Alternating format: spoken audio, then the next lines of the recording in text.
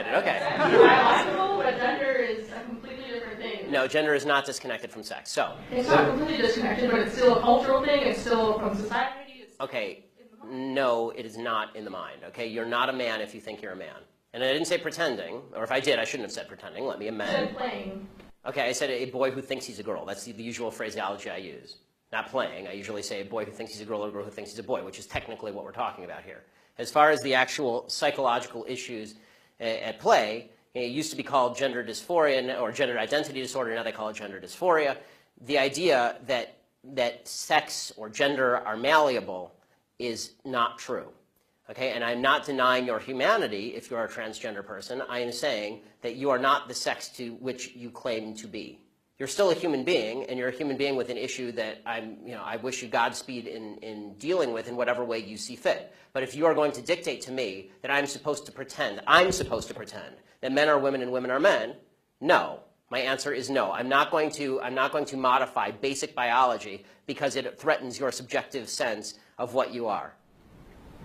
Okay, but you're still saying these kids should not be accepted because they don't really fit in either place. They can't just I'm saying that the Boy Scouts have a standard. You must be a biological boy to be a Boy Scout. You have to be a boy to be a Boy Scout. Where's that written though? Okay. In the name Boy Scouts. Because this is a very because for all of human history, boy meant boy and girl meant girl. Boy did not mean girl.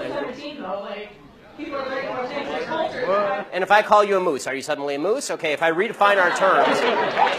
No, yes, that's right. Men and women are a completely different thing. This is true. Have you ever met a man or a woman? They're completely different. Completely different thing. You can't say you're a cat. It's not a thing. It's genders. It's not saying you're. Okay, why is that? I don't understand. Why? Okay, let me ask you this. Okay, I won't ask you how old. I will ask you how old you are. Okay, because you're young enough that it's probably not insulting to ask you. So. I'm 22, so I'm probably young and naive, right? No. Why aren't you 60?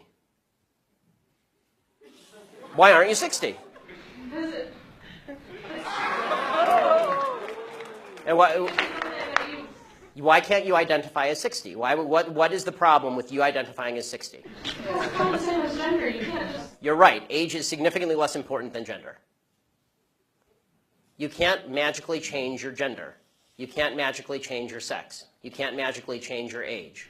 You can still legally change it. People recognize. You can't legally change your age, by the way.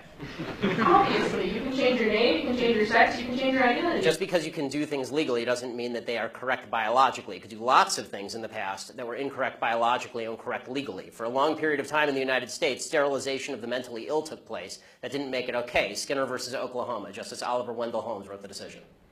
Right. I still don't understand why you're accepting these children that are...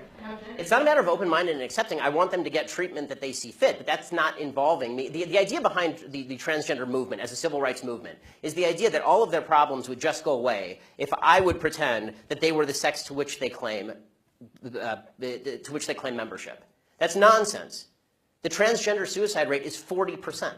It is 40%. And according to the Anderson School at UCLA, it makes no difference. There's a study that came out last year. It makes no difference, virtually no difference, statistically speaking, as to whether people recognize you as a transgender person or not, which suggests there's a very high comorbidity between transgenderism, whatever that mental state may be, and suicidality. That has nothing to do with how society treats you. Do you think it could be because of their bullied at school? No, I don't think that. I do not think that the discrepancy. I do not think the discrepancy. First of all, I'm against bullying of any sort. Okay, the idea that somebody would beat somebody up is terrible. Okay, as somebody who's viciously bullied in high school, I'm not a fan of bullying. But the idea that the normal suicide rate across the United States is 4%. The suicide rate in the transgender community is 40%. The idea that 36% more transgender people are committing suicide because people are mean to them is ridiculous. It's not true, and it's not backed by any science that anyone can cite. It is pure conjecture. In fact, it's not even true that bullying causes suicide, according to a lot of studies.